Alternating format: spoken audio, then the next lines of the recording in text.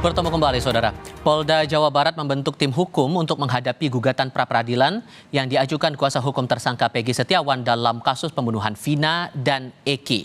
Polda Jawa Barat menegaskan siap menghadapi gugatan pra-peradilan dari kuasa hukum Peggy. Kapolda Jawa Barat telah membentuk tim hukum untuk menghadapi sidang gugatan pra-peradilan kuasa hukum Peggy Setiawan. Sebelumnya, kuasa hukum Peggy mengajukan gugatan pra-peradilan ke Pengadilan Negeri Bandung terkait penetapan Peggy sebagai tersangka kasus pembunuhan Vina. Kuasa hukum menilai bukti penetapan Peggy sebagai tersangka lemah.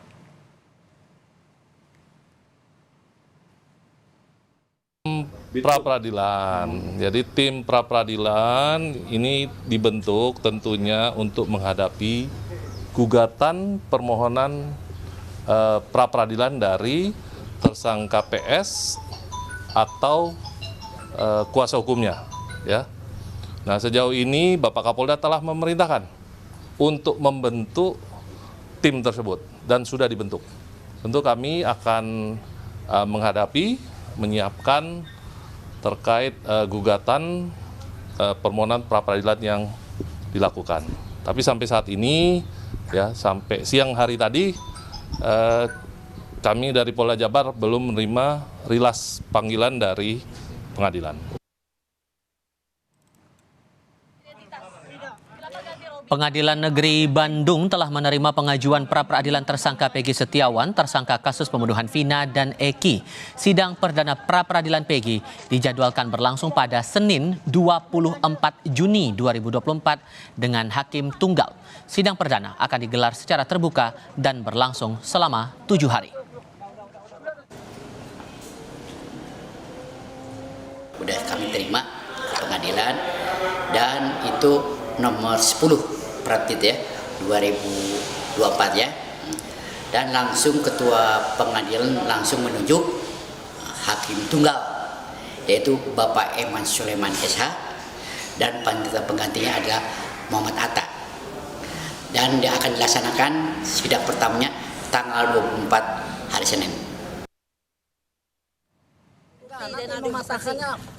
Di sisi lain, kemarin penyidik Ditkrimum Polda Jawa Barat melakukan pemeriksaan tambahan kepada Peggy Setiawan. Dalam pemeriksaan selama 3 jam, Peggy dicecar 28 pertanyaan terkait aktivitasnya di media sosial Facebook. Kuasa hukum Peggy menyebut akun media sosial Facebook milik Peggy disita dan dijadikan alat bukti.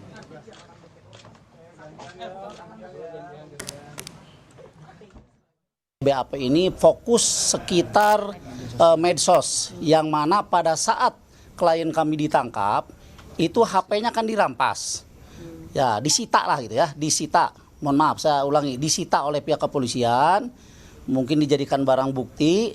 Nah ternyata di dalam HP itu kan ada akun Facebook, yang mana akun Facebook itu adalah milik Peggy Setiawan.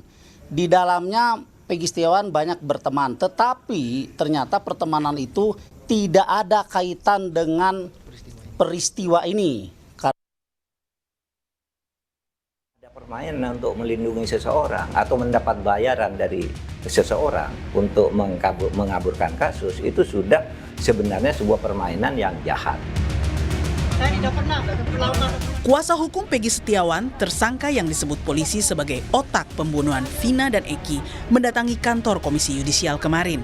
Kedatangan tim kuasa hukum untuk meminta Komisi Yudisial turun langsung mengawasi sidang pra-peradilan terhadap Peggy Setiawan agar berjalan adil.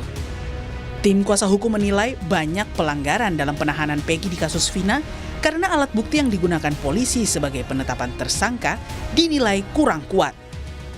Memonitor persidangan, terutama persidangan pra-peradilan. Pra-peradilan telah kami daftarkan kemarin. Dan insya Allah tidak begitu lama lagi akan sidang. Kebetulan sekarang pimpinan daripada Komisi Yudisial sedang keluar daerah semua. Karena dalam rangka seleksi katanya Hakim Agung. Mau ada informasi begitu, tapi surat kami sudah masuk. Apapun namanya, walaupun pimpinan sedang ini keluar, tetap untuk pengawasan tetap harus ada dari sini. Peggy ini ditahan sama pihak kepolisian hanya 2 alat bukti. 1, dikatakan berdasarkan ijazah KTP. Apa hubungannya kasus pembunuhan ini sama ijazah sama KTP? Kecuali kalau pemalsuan ijazah ataupun ijazah ini dipakai untuk membunuh. Sejumlah pemeriksaan kepada Peggy Setiawan dilakukan maraton dalam pekan ini oleh penyidik Polda Jabar. Penyidik juga telah memperpanjang masa penahanan terhadap Peggy Setiawan. Sambil menunggu proses pemeriksaan selesai, polisi menargetkan akan segera melimpahkan berkas pemeriksaan Peggy ke kejaksaan secepatnya.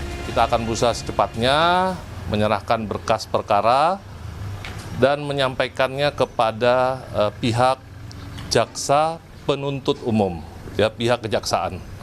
Dalam hal ini kami berharap tentunya berkas ini dapat cepat selesai, dapat kami berikan kepada pihak kejaksaan untuk diteliti kelengkapannya. Terkait dengan masa penahanan pun kami sudah mengajukan, ya, ke pihak kejaksaan maupun pengadilan, kami sudah tembuskan juga, dan sejauh ini sebagaimana yang teman-teman ketahui, ya, bahwa kami masih melakukan penahanan terhadap tersangka PS.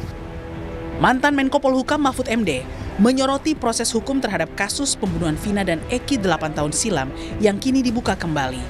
Mahfud menilai penanganan kasus pembunuhan Vina dan Eki di Cirebon 8 tahun lalu tidak profesional dan ada permainan.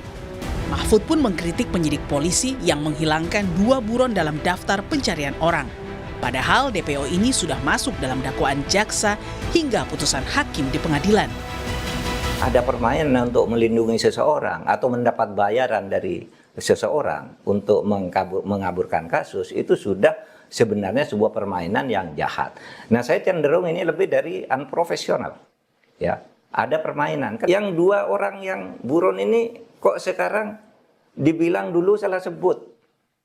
Mana ada orang sudah nyelidiki lama kok salah sebut ketika sebegitu profesional harusnya tiba-tiba alasannya gitu, salah sebut sehingga lalu dianggap tidak ada tuh, hanya satu, hanya Peggy itu pun diragukan. Ini tingkat polisinya nih tidak benar, bukan soal ini kejahatan. Kini di tengah keluarga korban yang menanti keadilan bagi Vina dan Eki, proses penyidikan hukum pembunuhan Vina dan Eki 8 tahun silam menjadi sorotan setelah polisi menangkap 1 orang yang disebut sebagai otak pembunuhan dan menyebut 2 DPO lain fiktif. Padahal 2 DPO yang hilang juga masuk dalam dakwaan jaksa dan diputuskan hakim dalam persidangan. Tim Liputan, Kompas TV. Saya tidak pernah,